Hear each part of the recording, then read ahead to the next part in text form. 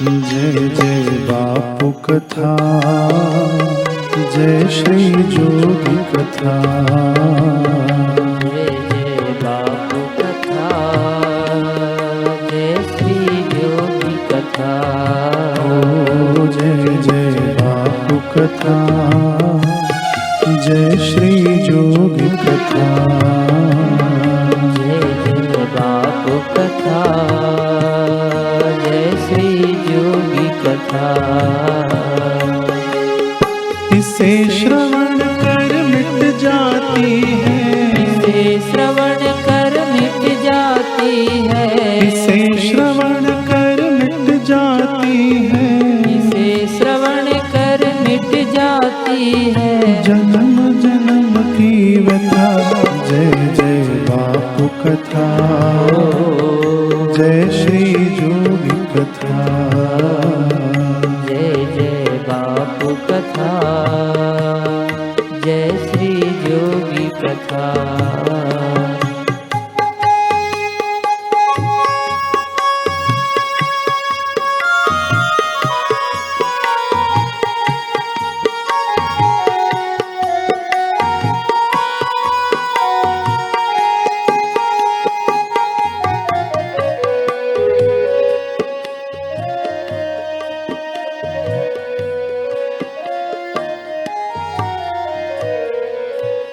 वर्णानामर्थसङ्घानां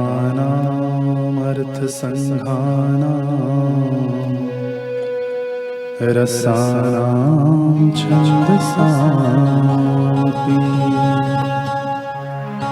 मङ्गलानां च कर्तारो वन्दे वाणीनायकौ।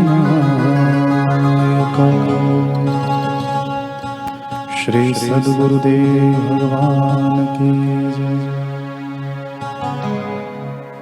हम कथा का प्रारंभ एक अनुभव से करेंगे। कटनी मध्य प्रदेश के मनोज कुमार मंडल ये बता रहे हैं अपना अनुभव कि मेरी पत्नी को डेंगू होने से खून की जांच कराने पर 31 अगस्त 2016 रक्त में प्लेटलेट्स 74,000 ही बचे थे, घन मिलीमीटर, 74,000 घन मिलीमीटर। खून चढ़ाया हॉस्पिटल में और रोज तेजी से ये प्लेटलेट्स कम होते गए। 11,000 बचे, अब 8 सितंबर को 5,000 ही बचे। कैसी हालत खराब हो जाए, इतना कम बचे तो। आईसीयू में भर्ती कराया गया। डॉक्टरों ने कह दिया बस अब नहीं बचेंगे। तो इन्होंने क्या किया कि गले में पूज्य बापूजी को लॉकेट पहनाया।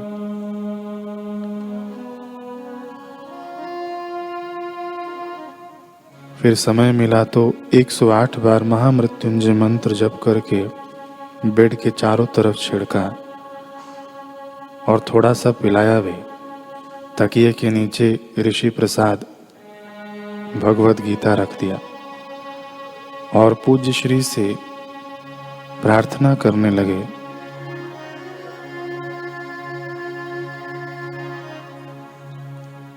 और श्री आशा रामायण जी का 108 पाठ करने का संकल्प लिया।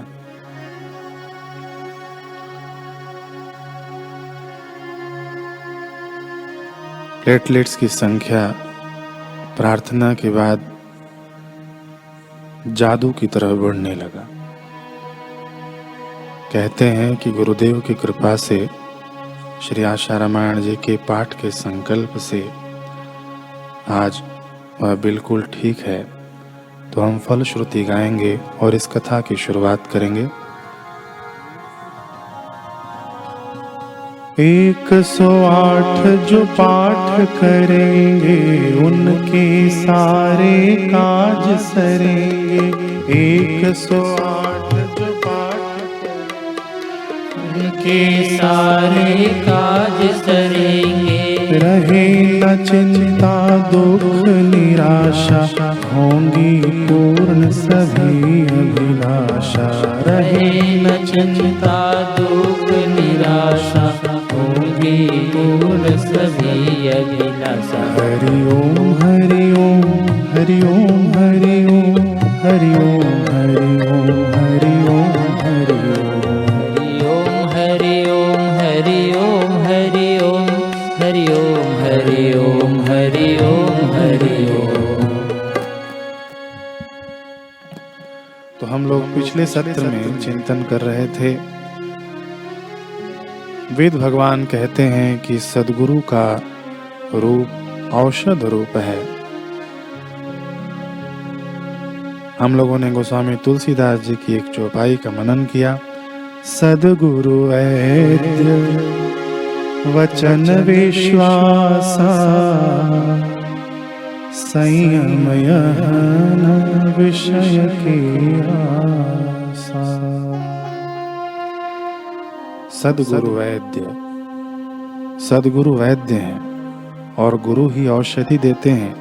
लेकिन वेद भगवान कहते हैं कि गुरु ही औषध रूप है। यानी कहने का अभिप्राय देखिए कि सद्गुरु तो वैद्य हैं, लेकिन जो औषध देते हैं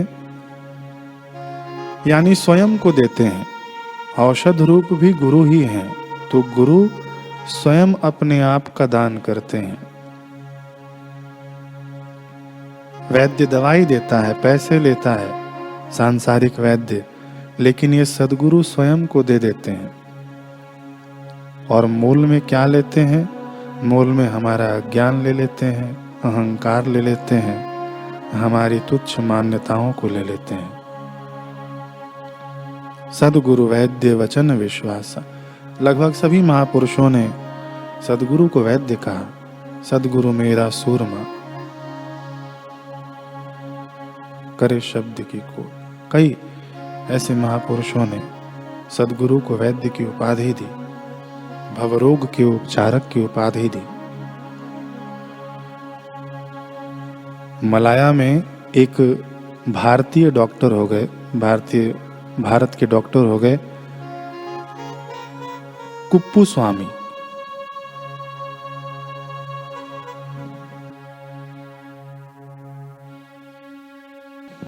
कुप्पू स्वामी हो गए। तो ये विदेश में अंग्रेजों के बीच सेवा करते थे। सेवा क्या, नौकरी करते थे। वहाँ पर काम होता था कि रबर की खेती होती थी और वहाँ पे भारत के मजदूर आकर वहाँ पर नौकरी करते थे। वे भी वहाँ पर डॉक्टर की सेवा करते थे, नौकरी करते थे। तो एक दिन एक गरीब मजदूर इनके पास आया अपनी पत्नी को लेकर, बहुत बीमार अवस्था में, लेकिन संकोच कर रहा था कि दवा के लिए इतने पैसे तो नहीं हैं, तो डॉक्टर को क्या बोलूं। लेकिन जैसे ही कुप्पू स्वामी ने उनको देखा, गरीब दंपत्ति को, तो इलाज शुरू कर दिया। वो व्यक्ति कहता है कि कितना लगेगा पैसा। कुप्पू स्वामी ने कहा कि परेशान होने की जरूरत नहीं है, मरीज ठीक हो जाए, फीस तो आ जाएगी। पत्नी ठीक हो गई उस मजदूर की। तब स्वयं डॉक्टर कुप्पू स्वामी ने अपने जेब से पैसे निकालकर उस गरीब को दिया कि इनके दूध और फल की व्यवस्था करवा देना, दवाइयों की व्यवस्था करवा देना।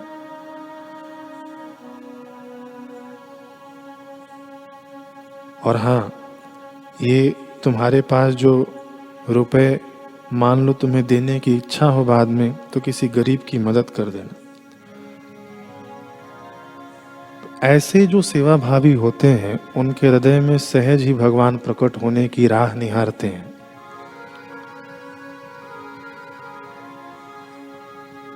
कुप्पू स्वामी का ऋषिकेश आना हुआ। जिज्ञासा थी, एक प्यास थी अध्यात्म की कि कोई मार्ग मिल जाए। तो उनको दर्शन हुए स्वामी विश्वानंद सरस्वती का। उन महाराज में कुप्पू स्वामी को अपने गुरु दिखने लगे, यानी गुरु रूप में दिखने लगे। कुप्पू स्वामी को विश्वानंद जी ने संन्यास धर्म की दीक्षा दी और यही कुप्पू स्वामी स्वामी शिवानंद जी महाराज बने, जिनकी गुरु भक्ति योग आज हम पढ़ते हैं, हमारे आश्रम में पढ़ी जाती है।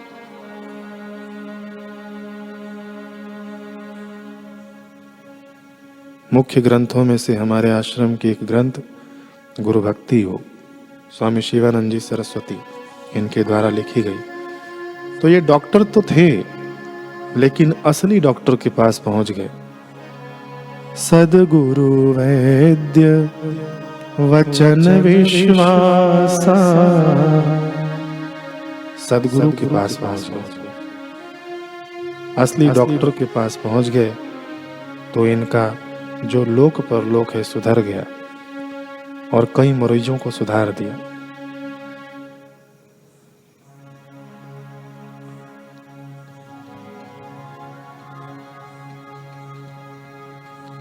कठोपनिषद में आता है कि नायमात्मा प्रवचने न लभ्यो न मेधया न बहुना श्रुतेन। यह आत्मतत्व की प्राप्ति प्रवचन से नहीं होती,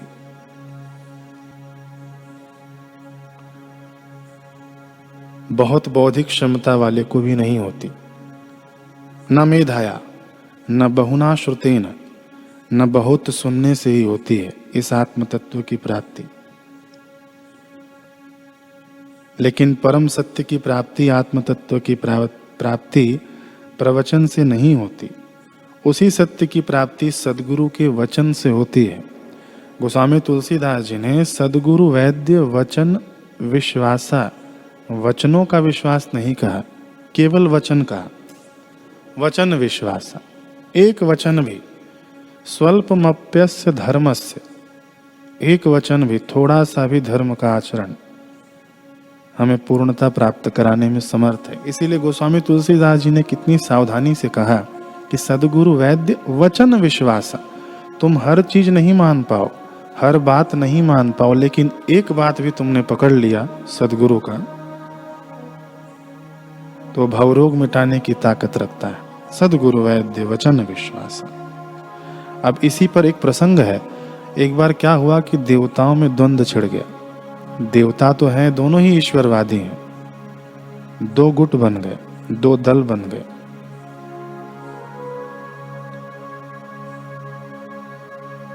एक दल कहता है कि भगवान वैकुंठ में निवास करते हैं। अब दूसरा दल कहता है कि भगवान समुद्र में निवास करते हैं, क्षीर सागर में। अब एक दल हो तो ठीक है, अगर दो दल हो जाए तो दल और दल दलदल बन जाता है। तो इसमें अध्यात्म निकल कर नहीं आता, झगड़े होते। तो यही हुआ। खूब लंबे समय तक तर्क दिए गए, कुतर्क दिए गए, सिद्ध करने के लिए कि भगवान कहाँ रहते हैं।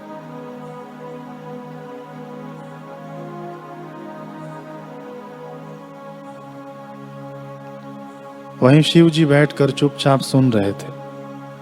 मां पार्वती कहती हैं कि भगवान ये कब से लड़े जा रहे हैं और आप चुपचाप सुन रहे हैं। शिव जी कहते हैं कि मैं अवसर देख रहा हूं। अब देखिए शिव जी क्या है। गोस्वामी तुलसीदास जी कहते हैं, तुम त्रिभुवन गुरु वेद बखाना, आन जीव पावर नहीं जाना। आन जीव पावर का जाना। गोस्वामी तुलसीदास जी भगवान शिव जी को त्रिभुवन के गुरु बोलते हैं। तुम त्रिभुवन गुरु वेद बखाना, ये वेद बखान रहे हैं।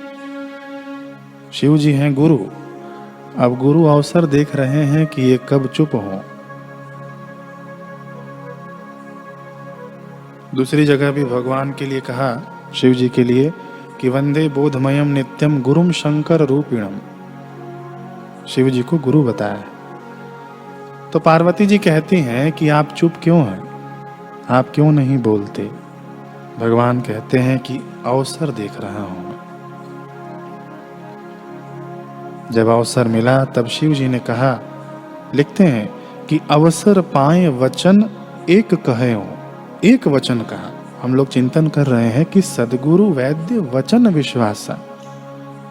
गोस्वामी जी ने कहा है कि एक वचन भी काफी है भवरोग मिटाने के लिए। इसी प्रसंग पर हम एक प्रसंग सुन रहे हैं कि शिव जी ने एक ही वचन कहा, अवसर पाए वचन एक कहे हो। तो क्या वचन कहा? शिव जी ने कहा, जो द्वंद्व चल रहा था कि हरि कहाँ रहते हैं, वैकुंठ में रहते हैं कि क्षीर सागर में रहते हैं, तो शिव जी ने बताया कि हरि व्यापक है। तब एक दल ने कहा, हाँ भगवान आप सही कह रहे हैं, हरि व्यापक हैं, लेकिन वैकुंठ में ज्यादा रहते हैं। दूसरे दल ने कहा, हरि व्यापक हैं, मानते हैं, लेकिन लक्ष्मी जी समुद्र से प्रकट हुई हैं, इसलिए ज्यादा भगवान समुद्र में रहते हैं। तब शिव जी ने आगे कहा, इस अपने वाक्य को पूर्ण किया, हरि व्यापक सर्वत्र समाना, प्रेमत प्रकट होवै मैं जाना। हरि व्यापक है, सर्वत्र है, समान है। एक वचन, देवताओं का द्वंद्व मिट गया। व्यापक कैसे हैं कि सर्वत्र समान रूप से व्यापक है। तो सद्गुरु वैद्य वचन विश्वासा, नारद जी के एक वाक्य ने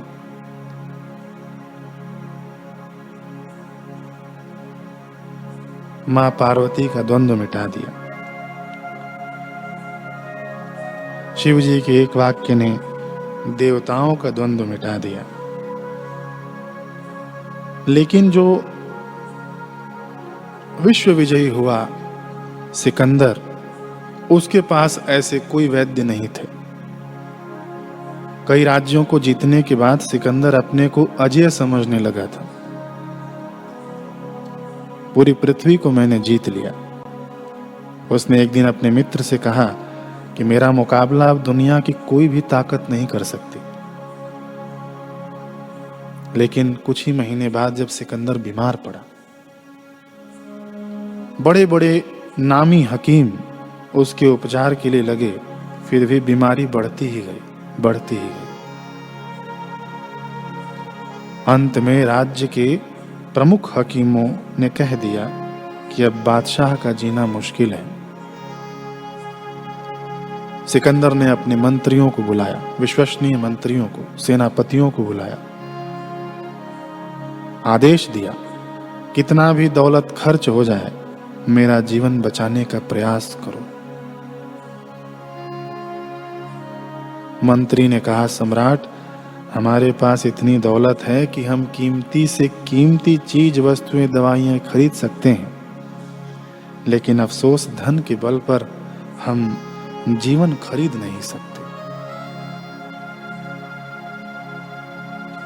सांसों को बढ़ाया नहीं जा सकता।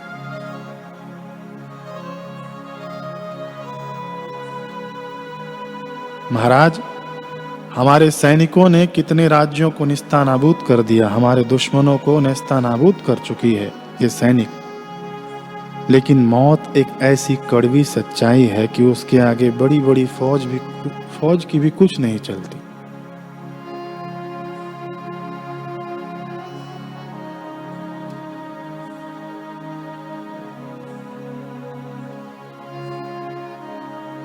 सिकंदर गहरी सांसें भरकर सोचने लगा कि हे झूठे अहंकार, तुझे धिक्कार है। जिस धन दौलत सत्ता ऐश्वर्य के लिए पूरा जीवन दांव पर लगा दिया, जिसके बल पर तो फूले न समाता था, वह सब मिलकर भी इस शरीर को मौत से बचाने में असमर्थ है। धिक्कार है ऐसी जिंदगी को।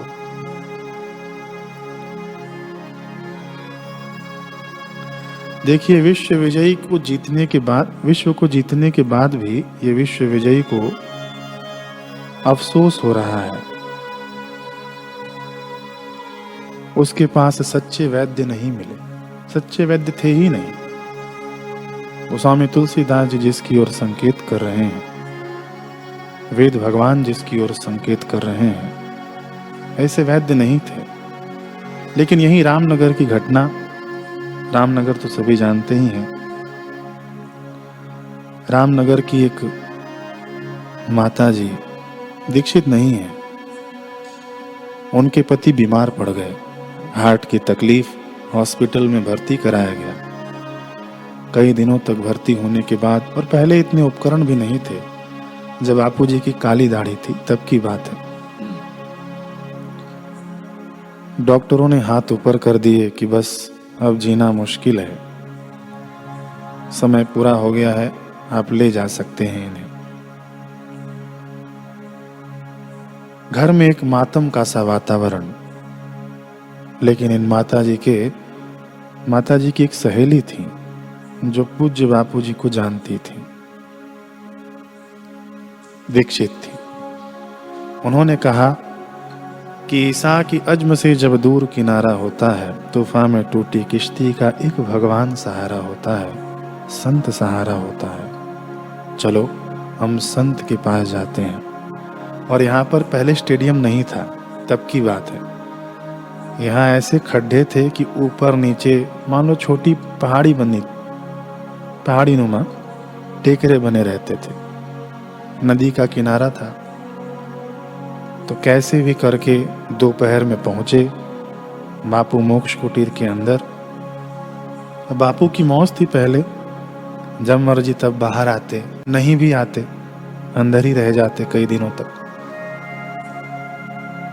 दोपहर में आकर बैठी दोनों माताएं।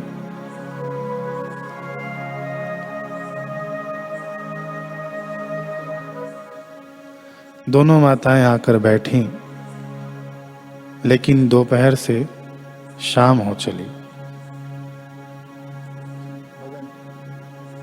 दोपहर से शाम हो चली, बापूजी बाहर नहीं आए। तो ये माता जी सोचती हैं कि अब मुझे घर जाना चाहिए, न जाने किस बाबा की इंतजारी में बैठी हैं, न जाने किस बाबा की इंतजारी में बैठी हैं। अब मुझे जाना है, चलो सखी चलते हैं। तो दीक्षित माता जी ने कहा कि नहीं, मुझे जब तक बापूजी के दर्शन नहीं होते तब तक मैं नहीं जाऊंगी यहाँ से, और दर्शन होने के बाद ही मैं जाऊंगी, ये मेरा नियम है। यहाँ तक आई हूँ इतनी मेहनत से, दर्शन होने के बाद ही जाऊंगी। अब ये माता जी, ये रास्ता ही ऐसा था पहले, जंगल झाड़ियाँ, कि माता जी अकेले जाने में डरे। आने का रास्ता तो अलग था और जाने का भी अलग रास्ता था। अभी तो रोड बन गए हैं। शाम के समय पूज्य बापू जी बाहर आए मोक्ष कुटिया की दीवार पर। तो इन माता जी को देखते हुए बोले, तेरा पति बीमार है, हार्ट की तकलीफ है।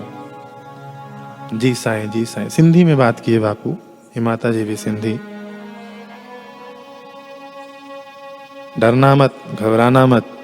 और बापू जी ने इतना कहकर अपने गले में एक रुद्राक्ष की माला पड़ी थी। वो माला भी 108 मनके की नहीं थी। अब जितने भी मनके हों उसमें बापू जी ने अपने गले से वो रुद्राक्ष की माला उतारी और इन माता जी को दे दिया। जा पहना देना, जितने इस माला में दाने हैं उतने साल जिएगा, ये कुछ नहीं होगा, जा। सदगुरु वैद्य वचन विश्वासा।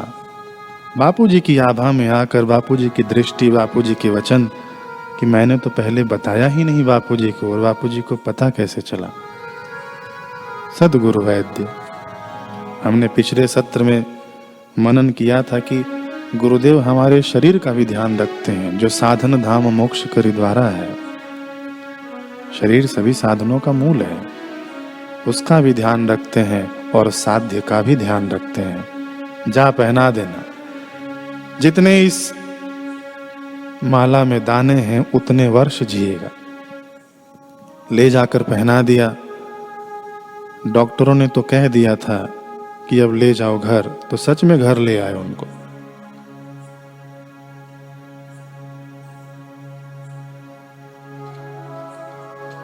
जितने मन के थे वो सज्जन उतने वर्ष तक जिए। कुछ वर्ष पूर्व ही उनका शरीर शांत हुआ। जब शरीर शांत हो रहा था तो उन्होंने कहा कि ये बापूजी की दी हुई प्रसादी है, ये मेरा जीवन, नहीं तो मैं तो पहले ही कब का चला गया होता। अब मुझे हॉस्पिटल ले जाने की जरूरत नहीं है, मुझे पता है मेरा समय आ चुका है। तो एक तुम ही आधार सदगुरु, एक तुम ही आधार। वो आधार क्या है? गुरु के वचनों का ही तो आधार है। सदगुरु वैद्य वचन विश्वासा। एक तुम ही आधार सदगुरु, एक तुम ही आधार, एक तुम ही आधार सदगुरु, एक तुम ही आधार। तुम ही तारणहार सदगुरु, तुम ही तारणहार, तुम ही तारणहार सदगुरु, तुम ही तारणहार।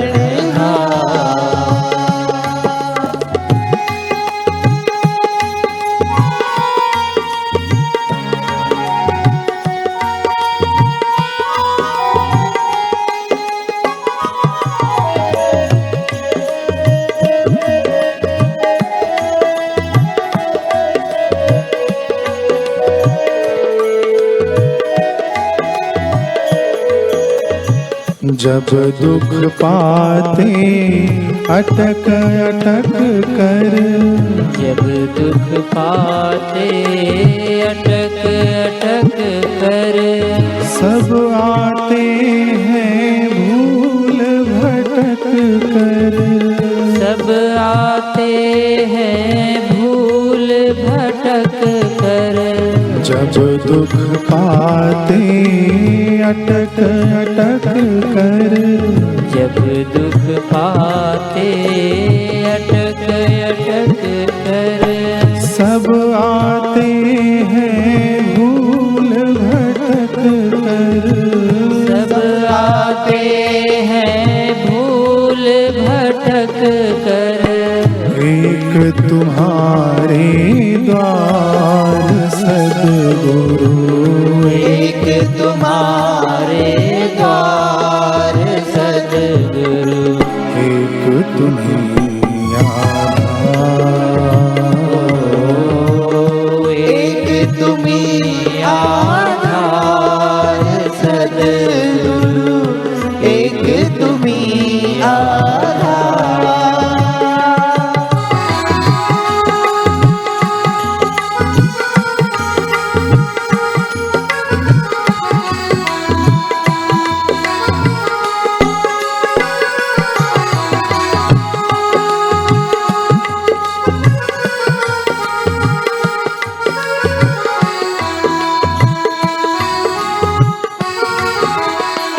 जीव जगत में सब कुछ खोकर, जीव जगत में सब कुछ खोकर, बस बच सका तुम्हारा होकर, बस बच सका तुम्हारा होकर।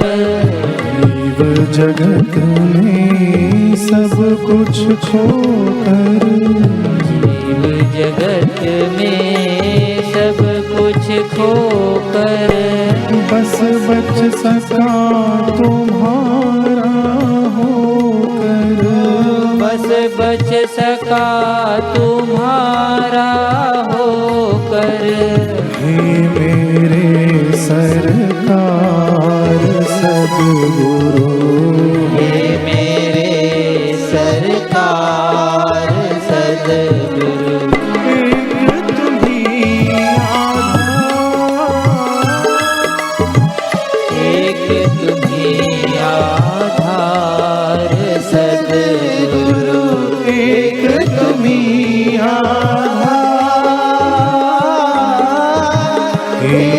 तुम्ही आधार सद्गुरु, एक तुम्ही आधार। संत बहिणाबाई कहती हैं, संतों के वचन में हम सुने, कहती हैं कि हे साधक, तू सदगुरु देव के वचनों का अमृत पान कर ले। अमृत तो अमर करने वाला है ना। सदगुरु के वचन अमरता प्रदान करते हैं। सदगुरु वैद्य वचन विश्वास, यह जान ले कि इससे तेरे जन्म मरण का चक्र यानी रोग नष्ट हो जाएगा। संत बहिणाबाई के वचन आगे कहती हैं कि सदगुरु का वचन रूपी तीर अमृत की प्याली है। तो नित्य उसका सेवन कर, उसमें खंड मत पड़ने दे। यानी एक दिन भी यह औषधि पीने से न बचना। कौन सी औषधि? सदगुरु वैद्य वचन विश्वास।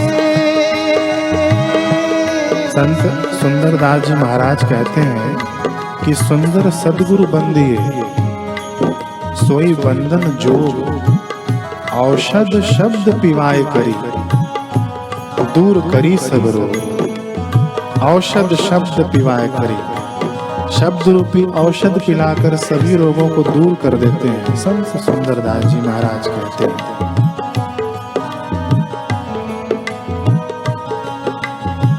तुम ही तारणहार सद्गुरु, तुम ही तारणहार सद्गुरु, एक तुम्ही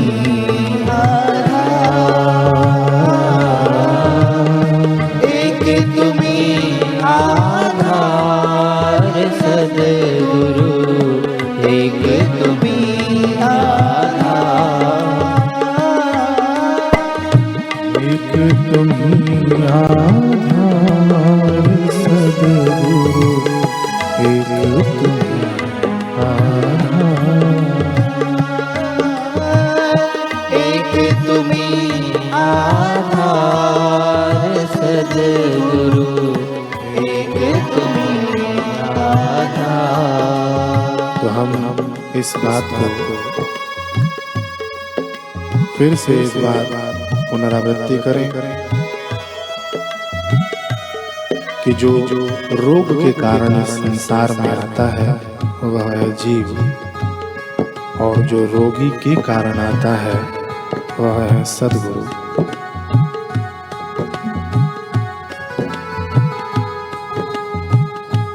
रोग के कारण दुर्बलता घेरती है, लेकिन रोगी पर दया करने वाले सबल होते हैं, वो है सद्गुरु। रोग के कारण जो आता है वह है जीव, और रोगी के कारण जो आता है दया करके वो है सद्गुरु। तो ऐसे सद्गुरु के वचनों पर विश्वास भव सागर पार कराने वाला है। तो सद्गुरु वैद्य वचन विश्वासा, संयम यह न विषय की आशा। सद्गुरु के वचनों पर विश्वास रखो, उनके वचनों पर दृढ़ता बनाए रखो। समय खत्म हो गया। यहाँ पर बड़ा ही सटीक उदाहरण बैठेगा माता सती का और शिव जी का प्रसंग। वो अगले सत्र में हम लोग सुनेंगे कि कैसे माता सती ने शिव जी के वचनों को ठुकरा दिया। तो स्वामी तुलसीदास जी ने कहा, हमने सुना कि तुम त्रिभुवन गुरु वेद बखाना। शिव जी गुरु हैं, उनके वचनों को ठुकरा दिया, उनकी क्या गति हुई। और उसके बाद जब पार्वती जी के रूप में जब उनका जन्म हुआ, तो पार्वती हैं पर्वत की पुत्री, यानी अचलता की पुत्री हैं। अचल हैं, श्रद्धा की प्रतीक है। वंदे भवानी शंकरो श्रद्धा विश्वास रूपिणो, श्रद्धा की प्रतीक है। और श्रद्धा कैसी? पर्वत की पुत्री। पर्वत चलते थोड़ी हैं, अचल है, अटल श्रद्धा। अटल श्रद्धा। देखिए, हमारी श्रद्धा चलती रहेगी ना, तो भगवान अचल रहेंगे, और हमारी श्रद्धा अचल रहेगी तो भगवान चल कर आ जाएंगे। फिर से सुने, यदि हमारी श्रद्धा चलती रहेगी इसमें उसमें, एक निष्ठ श्रद्धा होनी चाहिए गुरु में। माता पार्वती जी को सप्तऋषि मनाने आए थे, परीक्षा लेने आए थे। सप्तऋषि कोई कम थोड़ी हैं, बताने आए थे कि हम तुम्हारे लिए विष्णु भगवान को खोज कर लाए हैं, उनसे विवाह कर लो। लेकिन माता पार्वती जी ने कहा कि गुरु के वचन प्रतीति न जेहि, सपने वो सुगम न सुख निधि तेहि। मैंने अपने गुरुदेव के वचनों को मान लिया। श्रद्धा गुरुदेव के वचनों में पार्वती जी ने दिखाया। ध्यान से इस प्रसंग पर हम ध्यान दें कि शिव जी में श्रद्धा नहीं दिखाया। यहां पर कथाकार लोग अपने हिसाब से इसकी व्याख्या कर लें, लेकिन यहाँ पर माता पार्वती जी ने अपनी श्रद्धा, अपनी अटलता दिखाई है अपने गुरु के प्रति, नारद जी के प्रति। जब सप्तऋषि हार गए समझा समझा के, तो माता पार्वती से कहते हैं कि अब हम भगवान शिव जी को ही भेजते हैं तुमको समझाने के लिए। फिर से यहाँ पर उनकी श्रद्धा देखिए। माँ पार्वती जी कहती हैं, जन्म कोटि लगी रगर हमारी, बरहूं शंभु न तरहूं कुवारी। आखिरी में कहती हैं कि तजऊ न नारद कर उपदेशु, आप कहूं सतबार महेशु। आप भी 100 बार कह लीजिए, कितने बार भी कह लीजिए, और आप भगवान शिव जी को भेजने की बात कहते हैं। भगवान शिव जी भी आकर 100 बार कहें कि अपना ये संकल्प त्याग दो, तो भी मैं नहीं त्यागूंगी। क्यों? क्योंकि गुरु के वचन प्रतीति न जेहि। जितने भी शास्त्र हैं ये सब गुरु की शरण में हमें भेजते हैं। ये कथा प्रसंग ऐसे ही नहीं है। तो ये माता पार्वती जी की दृढ़ श्रद्धा, अटल श्रद्धा गुरु के वचनों में। फिर से वही वाक्य गोस्वामी तुलसीदास जी का, सदगुरु वैद्य वचन विश्वास। ये माता पार्वती जी ने हमें चलकर इन वचनों पर सिखाया। अब कहेंगे कि माँ सती भी तो शिव जी की अर्धांगिनी थी, उन्होंने क्यों नहीं ऐसा किया गुरु के वचनों पर? तो देखिए, जब माँ अपने छोटे बच्चे को चलना सिखाती है तो उंगली पकड़कर बच्चे को सीधे चलाती है, लेकिन खुद उल्टे चलती है। तो क्या माँ को चलना नहीं आता? ये हमें दिखाने के लिए, हमें सीख देने के लिए, ये गुरु के वचनों को ठुकराओगे तो ये हालत होगी, कहीं की नहीं रह जाओगे। और माँ पार्वती ने फिर सीधे चलकर दिखाया, गुरु के वचन प्रतीति न जेहि, सपने सुख न देते ही। अगले सत्र में भी हम नारद जी का प्रसंग सुनेंगे कि नारद जी ने जब अपने स्वामी के वचन ठुकराए, जैसे गरुड़ जी को अश्रद्धा हो गई थी अपने स्वामी में, वैसे ही कुछ नारद जी का भी एक प्रसंग है। बड़ा सुंदर प्रसंग है, अगले सत्र में हम सुनेंगे।